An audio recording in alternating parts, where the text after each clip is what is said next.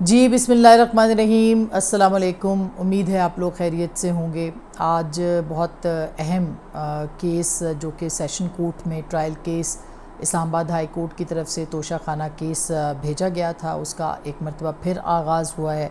इमरान खान साहब को in person उसमें तलब किया गया था, मगर इमरान खान साहब उसमें हाज़िर नहीं हुए। इससे ये एक बड़ी डेवलपमेंट है और साथ ही साथ अब तोशा खाना केस जो है वो जिस तरह से तसव्वुर किया जा रहा था बिल्कुल उसके ऐन मुताबिक सुप्रीम कोर्ट पहुंच गया। अब देखते हैं कि सुप्रीम कोर्ट कितनी जल्दी इस फैसले मामले को लेती है और सेशन कोर्ट हाई कोर्ट को बाईपास करके सुप्रीम कोर्ट क्या वाकई इस दरख्वास्त को एंटरटेन कर लेगी। और तवक्कुआत तो यही है कि फ़ौरी तौर पर कर लिया जाएगा, क्योंकि माजी में यही रिवायात जो हैं वो सामने रही हैं। इसके ऊपर बात करेंगे कि ये सब तफसीलात क्या हैं। और दूसरी जानिब इमरान खान साहब के ख़िलाफ़ जो हैं वो बहुत सारे मुकदमात, फ़ौजदारी मुकदमात जो हैं वो हुए हैं, दायर हुए हैं उनके ख़िलाफ़। और उसमें ख़ास करके जो आरे बाज़ार यानी GHQ के हवाले से जो उनके ऊपर मामलात थे या उनके ऊपर जो उस 9 मई के जो वाक़यात थे उसके ऊपर केसेस जो हैं वो दायर हुए हैं। इनकी बहुत सी तफसीलात हैं। मसलन ये कि इसमें तकरीबन दहशतगर्दी एक्ट के तहत 6 मुकदमात हैं जिनमें कि इमरान खान साहब को नामज़द किया गया है। 3 मुकदमात 9 और 3 जो हैं वो 10 मई को दर्ज किए गए चेयरमैन PTI के ख़िलाफ़। इसी तरह से चेयरमैन PTI को फैसलाबाद रावलपिंडी में दर्ज 2 मुकदमात में भी नामज़द किया गया है, गुजरावाली मियांवाली में भी किया गया। और ये वो तमाम जगह हैं जहाँ पे जो इंस्टॉलेशंस थी मिलिट्री की उनके ऊपर अटैक्स हुए हैं। इसी तरह से आरे बाज़ार में जो हुआ है यानी रावलपिंडी में उसके अंदर भी इनको जो है वो नॉमिनेट किया गया है इमरान खान साहब को। इसी तरह ये बताया गया कि इन तमाम जो मुकदमात हैं इनकी जो मदियत है वो पुलिस अफसरान की है, यानी कि यूँ कहा जा सकता है रियासत की जानिब से ये जो मामलात हैं वो इनिशिएट इसमें किए गए हैं। JIT को तमाम मुकदमात में तफ्तीश करने का भी हुक्म दे दिया गया है। तो ये जो मुकदमात हैं इसकी सुनवाई बहुत दिनों से हो रही थी। इससे पहले आर्मी एक्ट के ऊपर जो है वो आपको पता है कि जो एतजाज़ साहब या लतीफ़ खोसा साहब गए थे वो भी इसीलिए गए थे कि उसका मतलब कोई आम लोगों को ज़ाहिर है बचाना नहीं था। एक प्रीएम्प्टिव स्ट्राइक थी कि इमरान खान साहब को जो है अगर कोई आर्मी एक्ट के अंडर उनका ट्रायल होता है या इंसदाद दहशतगर्दी की, ख़ास करके आर्मी एक्ट का, तो उस पर उनको पहले से ही सुप्रीम कोर्ट को फ़ैसला कर देगी तो आसान हो जाएगा। ये एक ज़ाहिर है कि एक असेसमेंट है जो कि की जा रही है। हो सकता है प्योरली एतजाज़ साहब और लतीफ़ खोसा साहब जो हैं वो आर्मी एक्ट के ख़िलाफ़ जो हैं वो गए हों। हालांकि लतीफ़ खोसा साहब का तो एक बड़ा स्टांस रहा है इसके ऊपर, बड़ा क्लैरिटी के साथ, जो कि हमने काशिफ़ अब्बासी साहब के प्रोग्राम में 2015-16 में उनका जो खिताब है वो सुना भी था। अच्छा, इस मामले के ऊपर हम आते हैं कि ये जो डेवलपमेंट है ये बहुत बड़ी डेवलपमेंट है।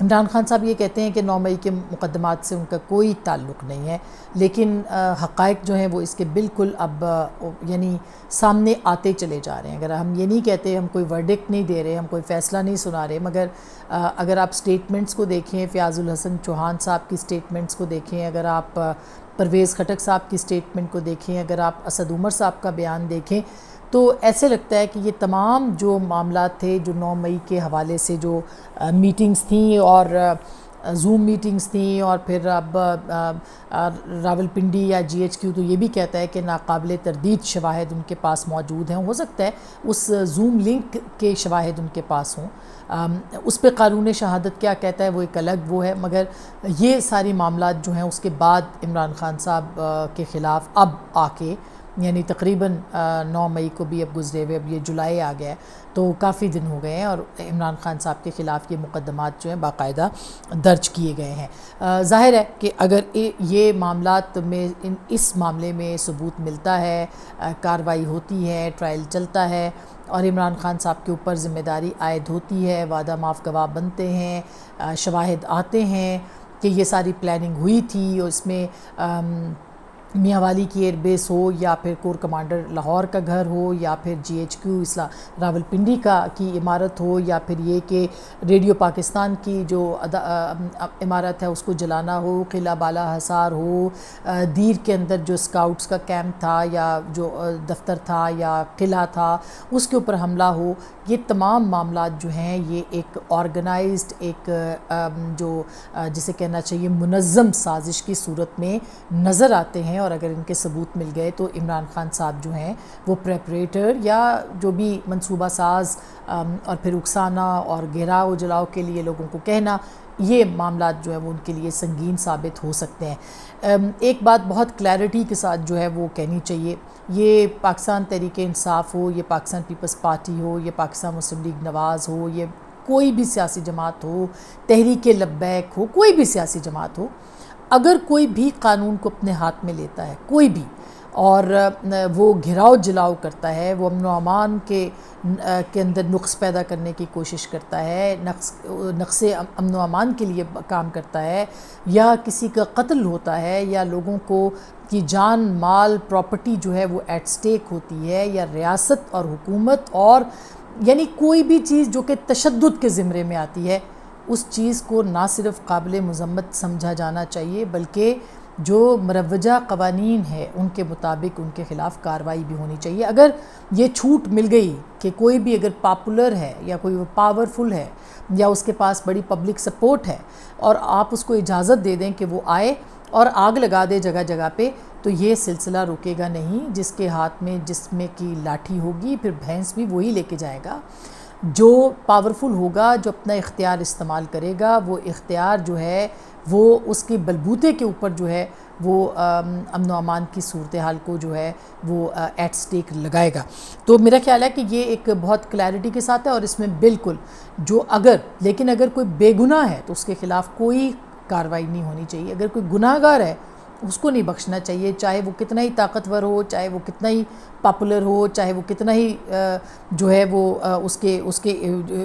उसका नाम हो या वो बाइख्तियार हो। मेरा ख्याल है इसके ऊपर जो है वो ज़ीरो टॉलरेंस जो है वो होनी चाहिए। जहाँ तक इस बात का ताल्लुक़ है कि अब ज़ाहिर है कि ये केसेस जो हैं इसका अंदराज हुआ है, तो इमरान खान साहब की गिरफ़्तारी भी अमल में आ सकती है, उनके ख़िलाफ़ कार्रवाई भी हो सकती है। हम नहीं कह सकते अभी कि आर्मी एक्ट के अंदर होगी कि नहीं होगी, लेकिन ये जो इंसदाद दहशतगर्दी वग़ैरह का मामलात हैं उसके अंदर तो यकीनी तौर पर इमरान खान साहब से इन्वेस्टिगेशन की जा सकती है कि आप ये सारे मामलात जो हैं वो लेके आएँ। अच्छा, अब तोशा खाना जो केस है उसके अंदर भी आप देखिए कि इमरान खान साहब को आज इन पर्सन हाज़िर होने का कहा गया था, वो नहीं आए। ये सेशन कोर्ट के अंदर है। सेशन कोर्ट ने बहरहाल इसके ऊपर जो है वो एक मुख्तसर फ़ैसला भी जारी किया है और उसमें उन्होंने, क्योंकि वकला तशरीफ़ नहीं लाए, कोर्ट अदालत जो है वो इंतज़ार करती रही, उनको बताया गया कि जी चूँकि अभी पता चला है इसलिए नहीं हो सका। लेकिन दिलचस्प बात यह है कि इस्लामाबाद हाई कोर्ट ने ये केस वापस जो है वो इस्लामाबाद सेशन कोर्ट को भेजा था और सेशन कोर्ट को पाबंद किया है कि वो 7 दिन के अंदर अंदर इस मामले के ऊपर फ़ैसला करें। उसके बावजूद वकला का ना आना और फिर बाद में गौहर अली ख़ान जो हैं वो बैरिस्टर वो आए और उन्होंने इस मामले के ऊपर बात की। लेकिन ये भी काफ़ी दिलचस्प बात है कि इमरान खान साहब की तरफ से कोई जो है वहाँ पे पहले पेश नहीं हुआ और ना ही इमरान खान साहब पेश हुए। ये है अदालतों का इंसाफ का जो है वो एक पैमाना और अदालतों के एहतराम का पैमाना। बहरहाल जो जज हैं हुमायूं दिलावर साहब, उन्होंने एक मुख्तसर फ़ैसला जारी किया। उन्होंने कहा कि जी 11:30 बजे समाअत का मुकर्रर करने का कहा है और साथ ही उन्होंने कहा कि ख्वाजा हारिस अदालत में पेश होंगे। इलेक्शन कमीशन के वकील गौहर अली ख़ान भी जो थे वो पेश हुए इस मामले के ऊपर। उन्होंने कहा जी ख्वाजा हारिस जो है लाहौर में ज़ाती तौर पर मसरूफ़ हैं, लिहाजा वो दस्तयाब नहीं है। फिर उन्होंने इस्तिस्ना की दरख्वास्तें भी दायर कर दी गौहर अली ख़ान साहब ने, जो कि अब समाअत जो है वो 10 जुलाई तक और मुलतवी करने की भी उन्होंने की, जिस पे कि ज़ाहिर है कि अब इलेक्शन कमीशन उसके जो मामलात हैं, यानी इलेक्शन कमीशन का ये मामला है जो कि ट्रायल कोर्ट में गया था। अब मुख्तसर फ़ैसला उन्होंने ये कहा कि जज साहब ने कि गौहर अली ख़ान जो है वो गारंटी दें, इस बात की गारंटी या ज़मानत फ़राहम करें कि चेयरमैन PTI जो है वो आइंदा समात पर हाज़िर होंगे, और इसी तरह से जो है वो उनको ज़ाती हैसियत में कल फिर एक मरतबा जो है वो तलब कर लिया गया है। तो कल तक के लिए ये समात मुलतवी हुई है, लेकिन इस दौरान दिलचस्प बात ये हुई है कि इमरान खान साहब के जो वकला हैं वो इस चीज़ को लेके पहुंच गए हैं आपकी सुप्रीम कोर्ट के अंदर, और उन्होंने वहाँ पे भी एक दरख्वास्त दायर कर दी और ये कहा है कि अपील दायर कर दी, और ये कहा है कि और ये अपील भी by the way Khawaja Haris साहब की तरफ से जो है वो दायर की गई है। इसमें ज़िलाई इलेक्शन कमिश्नर इस्लामाबाद को फ़रीक बनाया गया है, और ये तोशा खाना के ट्रायल से रोकने के लिए, यानी कि इमरान खान साहब तो बहुत बड़ी बड़े बातें करते थे ना कि मतलब हज़रत उमर रज़ी अल्लाह ताला अन्हो के बारे में कि उनको कुर्ते का पूछ लिया था और उन्होंने जवाब दिया था। ख़ुद उनसे तोशा खाना के बारे में बार बार पूछा जाता है और वो जवाब नहीं देते, और बल्कि ये कह रहे हैं कि ट्रायल जो है उसको रोका जाए, यानी उनसे पूछा ही ना जाए। ट्रायल के बाद हो सकता है ट्रायल में वो बेगुनाह साबित हो जाएँ, लेकिन वो कह रहे हैं जी ट्रायल ही रोका जाए। और फिर वो ये कह रहे हैं कि इस इस्लामाबाद हाई कोर्ट का जो फ़ैसला है इसको कलअदम करार दे दिया जाए, और फिर तोशा खाना फ़ौजदारी मुकदमा जो है उसको भी कलअदम करार दे दिया जाए। और फिर वो ये कहते हैं कि इसके ऊपर कार्रवाई रोकी जाए। फिर वो ये कहते हैं कि ट्रायल कोर्ट की कार्रवाई रोक दी जाए, यानी कि जो कार्रवाई सेशन कोर्ट में अभी हाई कोर्ट ने वापस भेजी है तो हाई कोर्ट के इस फ़ैसले को कलअदम करार दिया जाए।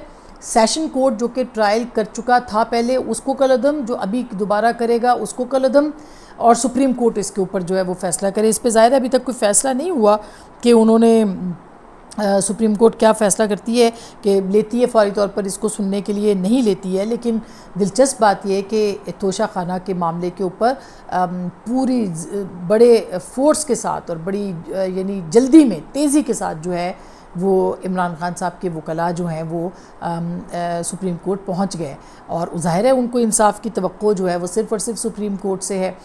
उनको जस्टिस आमिर फ़ारूक से तवक्को नहीं है, उनको सेशन कोर्ट से तवक्को नहीं है। उनको हर उस जज पे एतराज़ है जो कि सवाल करता है, हर उस जज पे उनसे उनको मसला है जो कि ज़ाहिर है कि बात करता है और कहता है कि ये इसका जवाब मिलना चाहिए। तो अब देखते हैं कि इसके ऊपर क्या मामला जो है सामने आते हैं। लेकिन कल इमरान खान साहब ने एक ख़िताब भी किया, और उस किताब के अंदर उन्होंने कोई कुरान पाक के हवाले से कुछ आयात की बात की कि जुल्म ना हो तो मर जाओ, और ये इस तरह की कोई बात की।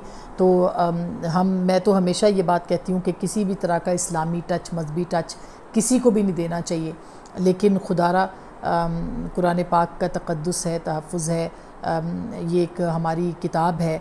इमरान खान साहब आप अपने मुंह से भी कहते हैं तो लोग आपकी बात मान लेते हैं, ज़रूरी नहीं है कि आप हवाले दें, और हवाले देते हुए आपको बहुत केयरफुल होना चाहिए। ये एक ऐसा मामला है जो कि लोगों के जज्बात से ताल्लुक़ रखता है। मैं इस पे इसलिए बहुत ज़्यादा बात नहीं करती कि कहीं ये ना कहा जाए कि पता नहीं हम कोई किसी की मजहबी मुनाफरत उसके लिए कर रहे हैं, कि नहीं, ऐसी कोई बात नहीं है।